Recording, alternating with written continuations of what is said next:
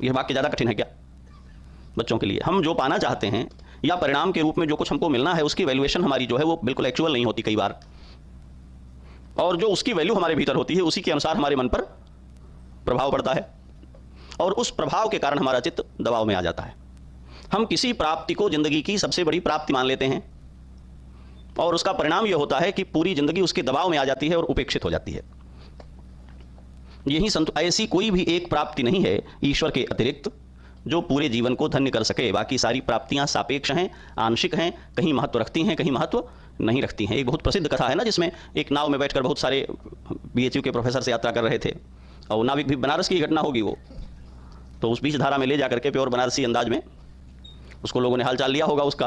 तो केमिस्ट्री वाले सर रहे होंगे तो उन्होंने कहा तुमने केमिस्ट्री पढ़ी है? तो नहीं पढ़ी है। दर्शन वाले सर भी रहे होंगे तो उन्होंने पूछा तुमने दर्शन पढ़ा है? सबको उसने ना कह दिया। तो लोगों ने कहा कि तुम बनारस में पैदा हुए, तुम्हारा तो जीवन धिक्कार है, तुम कुछ नहीं पढ़े। तो उसने भी बड़ी विनम्रता से कह दिया कि गुरुजी हमने तो कुछ नहीं पढ़ा, लेकिन एक प्रश्न हमारा भी है। क्या है? तो कहा आप लोगों के पौड़े की आवत होगी ना। मतलब कहे कि नाव डूबने वाली है। तो बाकी सारी योग्यता निरस्त हो गई। सभी प्राप्तियां, सभी योग्यताएं कहीं महत्व रखती हैं, कहीं महत्व नहीं रखती हैं। हम अपनी रुचियों को ज़्यादा महत्व देने लगते हैं और दबाव में आ जाते हैं।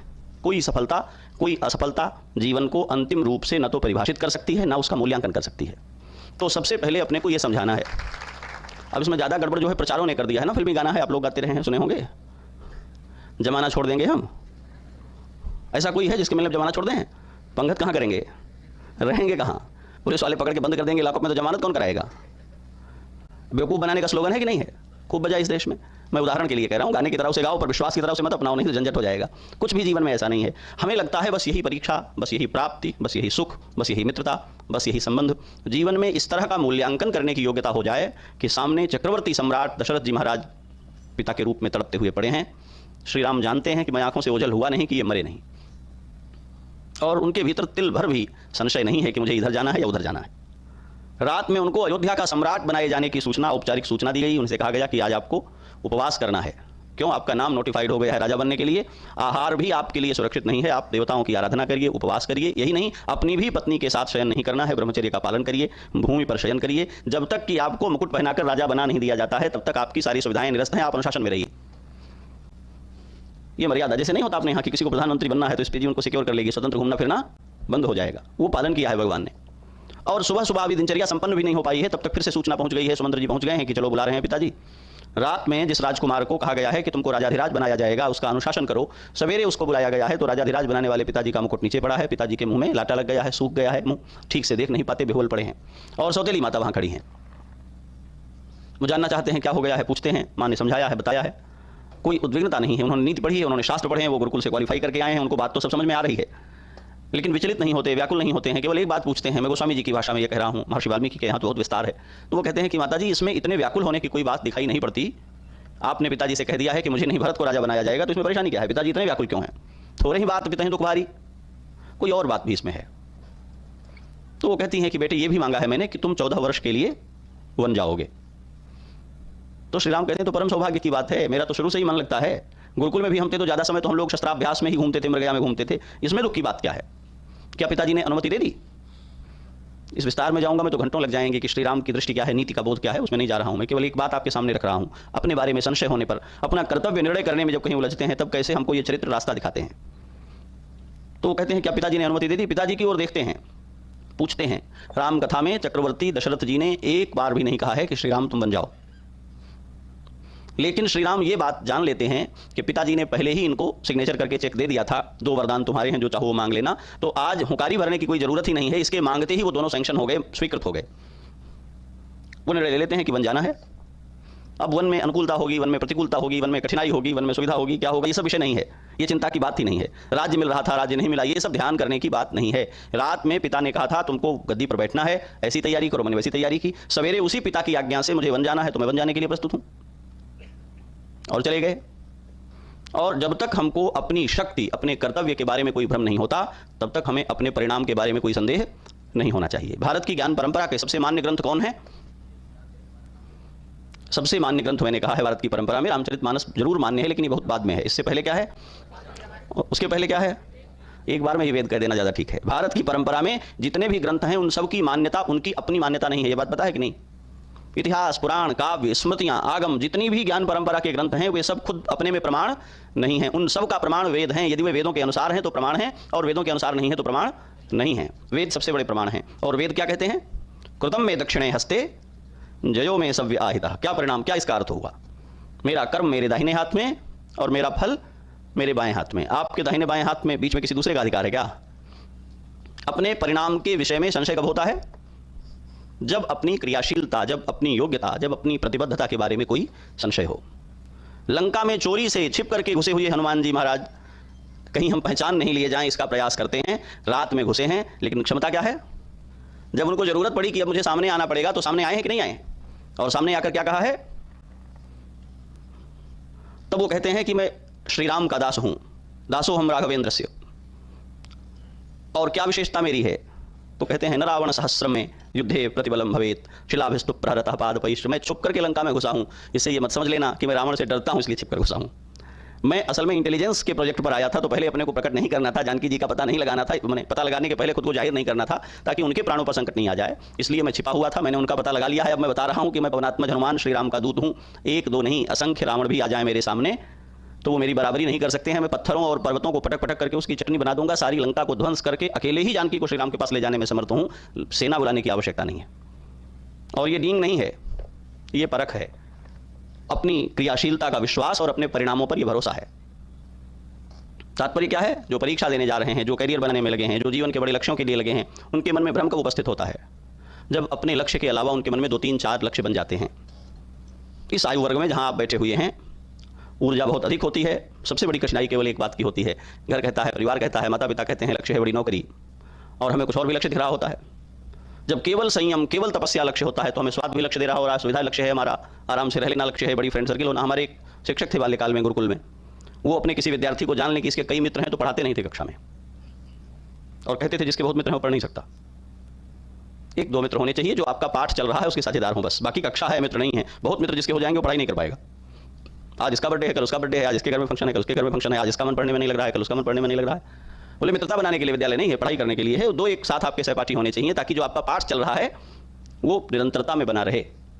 यही आयु है जिसमें हम जीवन के उन स्वाद और रुचियों की ओर बढ़ जाते हैं जिन्हें भी 4 साल, 6 साल, 10 साल विलंबित करना है। तो इस आयु वर्ग की कैशोर्य की सबसे बड़ी चुनौती यह है, सूचनाएं बढ़ गई हैं, संचार बढ़ गया है, बाजारों का, साधनों का प्रभाव बढ़ गया है जीवन में। हम वैसे अनुभवों के लिए आगे बढ़ गए हैं जो अनुभव 10 वर्ष विलंबित रहने थे, और लक्ष्य ओझल हो गया है। जब आप बाइक चलाते हैं, जब आप साइकिल चलाते हैं, कार चलाते हैं, इसमें से कितने लोग हैं जो कोई ड्राइविंग कर लेते हैं? सभी ड्राइवर्स हैं इसमें, तो साइकिल तो चलाते ही हैं सब। एक नियम है, चलाते हुए सामने दिखना चाहिए, ठीक है, ड्राइव करते हुए। तो अगर आपको यहाँ से लखनऊ जाना हो तो यहाँ से लखनऊ दिखेगा? नहीं दिखेगा। दिखे तो क्या दिक्कत है? यहाँ से लखनऊ जाने में अगर यहाँ से लखनऊ दिखने लग जाए तो क्या कठिनाई होगी? बीच में किसी दुकान पर चढ़ जाएंगे आप, ठीक है ना। चलना जो है वो प्रतिपग होता है, इसलिए दृष्टि भी क्रमशः आगे जानी चाहिए, ठीक है। एक बारगी लक्ष्य नहीं दिखता है, लक्ष्य भीतर दिखता है। प्रत्यक्ष रूप से जो रास्ता है वो दिखना चाहिए। हमारी कठिनाई क्या है, आप लोगों की कठिनाई क्या है? हम सीधे लक्ष्य देखना शुरू कर देते हैं, रास्ता देखना बंद कर देते हैं। तो जो सिविल की तैयारी में जाता है ना, वो अपना ड्रेस चेंज कर लेता है, वो अपने खाने पीने जीने बरतने में कलेक्टर वाला फील लाना शुरू कर देता है। जो बच्चे डॉक्टरी की तैयारी में जाते हैं वो फील करने लगते हैं कि एमबीबीएस होने का चार्म क्या है। वो ये भूल जाते हैं कि उसके पहले जो घिसाई होती है वो कैसी है। चमकता हुआ जो सोना, चमकता हुआ जो चांदी शोरूम में आपको दिखाई पड़ता है, वो भट्टी में आग की लपटों के बीच लाल और काला होकर के निकला है, ये दिखाई नहीं पड़ता। और उसके कारण हमारे परिणाम बदलते हैं। मैंने पहले भी इस मंच से कहा है कि चमचमाता हुआ स्वामी विवेकानंद का चेहरा आपको दिखाई पड़ता है तो लगता है कि बस ऐसे हो जाएंगे। फोटो वोटो खिंचाते हैं, हमारे कई मित्र दिखाई पड़ते हैं ना। हाँ, और काशी में तो खूब दिखाई पड़ता है। हाँ, कोई तिवारी जी की तरह, चंद्रशेखर जी की तरह ऐसे करके मूंछ करके फोटो। अरे भाई, जब गोली चलती है ना तो मूंछ दिखाई नहीं पड़ती है। बेल्ट चाहिए होती है, कवच चाहिए होता है, नंगे बदन खड़े होने में केवल फोटो अच्छी आती है, गोली से फिर झंझट है। तात्पर्य जो स्वामी विवेकानंद ने विवेकानंद होने के लिए सहा है उसमें हम कितना सहने को तैयार हैं। जो शंकराचार्य ने शंकराचार्य होने की यात्रा में सहा है उसमें हम कितना तैयार हैं। तो हमारी कठिनाई यह है कि हम लक्ष्यों की सुंदरता पर मुग्ध हो जाते हैं, सिद्धियों की सुंदरता पर मुग्ध हो जाते हैं, साधनों की जो कठिनाइयां हैं उनसे परिचित नहीं होते। महानताएं, दिव्यताएं जिस दिन दिव्यता कहलाती हैं उस दिन उनका जन्म नहीं होता है, जिस दिन उन पर किसी की दृष्टि नहीं थी। वो पेड़ जो बरगद और पीपल की तरह बड़ा दिखाई पड़ता है, उसके जीवन में कोई दिन ऐसा भी होता है कि आप जैसा कोई खेलता हुआ बच्चा अपने पांव से उसको कुचल देता है और अगले 1 महीने तक के लिए फिर वो टेढ़ा हो जाता है। देखा है ना। अपने क्रिकेट खेलने की कोशिश में आप जिन सैकड़ों पौधों को अपनी चप्पलों से, अपने जूतों से घिस करके घायल अधमरा कर देते हैं, ये पौधे अगले कुछ महीनों के लिए फिर से बेहोश पड़े रहते हैं कि वर्षा आएगी, पानी आएगा, लहलहाएंगे, थोड़े हरे होंगे, और तब वही वृक्ष 10 वर्ष, 20 वर्ष, 50 वर्ष, 100 वर्ष लेकर खड़े हो जाते हैं, तो उनकी जटाओं में हाथी बंधे रहते हैं। और हम उस सहने की उस पीड़ा के दिन को नहीं देखना चाहते हैं, तो चमकते हुए लोगों को देखते हैं, आकृष्ट हो जाते हैं। एक मैच में किसी ने अच्छा खेल दिया, बस उसी के कैलेंडर फोटो ला के कमरे में टांग देते हैं। क्यों? एक बहुत बड़ी कमी आई है समाज में और सबके जीवन में आई है। हम पुराने लोगों का जीवन चरित्र पढ़ेंगे तो एक बात आती थी कि इनके आदर्श कौन थे, और सभी बड़े सफल हुए लोग जब अपना जीवन वृत्त बताते थे तो कहते थे हमारे रोल मॉडल ये थे, हमारे रोल मॉडल ये थे, हमारे आदर्श ये थे। आज हम एक सर्वेक्षण करेंगे, ये बड़ी चिंता की बात है, तो इन बच्चों के मन में कोई आपको रोल मॉडल दिखाई नहीं पड़ेगा। रोल मॉडल आते हैं क्रिकेट से, मैं कुछ एक की बात नहीं करता हूं जिन परिवारों में कोई संस्कार ऐसा है। रोल मॉडल आते हैं फिल्मों से, रोल मॉडल आते हैं रॉक स्टार और गानों से जिनके एल्बम हिट हो गए हैं। पता भी नहीं हम लोगों को कि ये कौन है, और बच्चे उन्हें जानते हैं, ये फुटबॉलर हैं, ये क्रिकेटर हैं, ये मॉडल हैं, ये फला हैं, है ना। ये क्या बनाएंगे आपको? भाड़े के हीरो। एक फिल्म में रुपया मिलता है तो इंस्पेक्टर बन जाते हैं, दूसरी फिल्म में रुपया मिलता है तो चोर बन जाते हैं, और इन्हीं को रोल मॉडल बने बैठे हैं, फलाने भाई ये हैं, फलाने ये हैं। इनका क्या नायकत्व है? ये तो नाटक करने वाले लोग हैं। नायक वो पिता है जिसके पास साधन कम है, लेकिन आपके सपने पूरे करने के लिए आपको मना नहीं करता, खुद को खपाता रहता है। ठीक है, उसका नायकत्व तो हमारे भीतर नहीं है। नायक वो माँ है नायिका, जो दुख सहकर, जो तकलीफ सह करके हर अपनी अच्छी चीज आपको सौंप देता है। कोई माता पिता ऐसा नहीं मिलेगा जो अपनी चॉइस की चीज बच्चे पसंद कर ले तो उन्हें देना दे, और बच्चे अपने मोबाइल का पासवर्ड शेयर नहीं करते। ठीक है, हमें थोड़ा इस बात को पहचानना पड़ेगा कि हम जब कुछ बनना चाहते हैं तो हमारे आसपास जो बने हुए लोग हैं उनको देखें कि वो कैसे हैं। माँ हो सकता है कि नायिका नहीं बनी हो, माँ हो सकता है कि खिलाड़ी नहीं बनी हो, माँ हो सकता है कि डॉक्टर नहीं बनी हो, पिता हो सकता है कि हीरो नहीं बना हो, पिता हो सकता है कि नेता मंत्री प्रोफेसर नहीं बना हो, पर माँ तो बन ही चुकी है, पिता तो बन ही चुका है। ये बने हुए लोग हैं, ध्यान से उनको देखेंगे तो आपको रास्ता दिख जाएगा। एक बड़े लक्ष्य के लिए कैसे वो अपनी कई सारी रुचियों को संतुलित कर लेते हैं। एक बच्चे के जन्म के साथ कैसे माता पिता ये सोचना शुरू कर देते हैं कि इसको कितनी आवश्यकता पड़ने वाली है और उसका प्रबंधन कैसे होगा।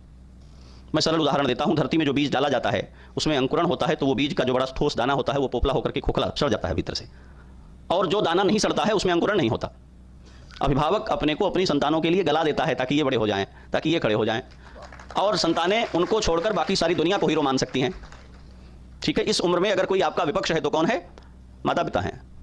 क्यों? बच्चियां बताएंगी। बर्थडे पार्टी है, आज हम लोगों ने कहीं तीसरी जगह चुन ली है, जाना चाहते हैं, मम्मी अड़ी हुई है कि नहीं यहीं होगी, घर में करनी है तो करो, बाहर नहीं होगी। रोज झंझट होते हैं, है ना, मेरे सामने भी ध्यान है। दुनिया को हीरो मान सकते हैं, मूर्खों को, पागलों को हीरो मान सकते हैं, अतरंगी बाल कटाए हुए बेहुदा कपड़े पहने हुए लोगों को हम हीरो मान सकते हैं, माँ को नहीं। अब तो मैं ये भी देखता हूँ बच्चियां माँ को कहती हैं कि ऐसा वाला अच्छा नहीं लगता, ऐसा पहनना ठीक है। हमें इस आभासी दुनिया से, इस छल से बाहर निकलना चाहिए। अपने बारे में जो कुछ हम स्वयं को बताते हैं, शारीरिक तौर पर भी हम युवा हो रहे हैं। युवा होने का अर्थ ये नहीं है कि हमने परफ्यूम पहचानना शुरू कर दिया है। युवा होने का अर्थ ये नहीं है कि हमारा ड्रेसिंग सेंस चेंज हो गया है। युवा होने का अर्थ ये भी नहीं है कि हम अपने लिए पॉकेट मनी सेपरेट खर्च करने लग गए हैं। युवा होने का अर्थ यह है कि घर के बूढ़े और घर के छोटे बच्चे जो भार नहीं झेल सकते वो मैं झेल सकता हूं। जिस काम के लिए मेरे बाबा मेरे दादी नहीं योग्य हैं, जिस काम के लिए मेरे छोटे भाई बहन नहीं योग्य हैं, उस काम के लिए मैं योग्य हूं, मैं कर लूंगा। और जो ऐसा नहीं करता वो युवा नहीं है, उसके युवा होने पर धिक्कार है।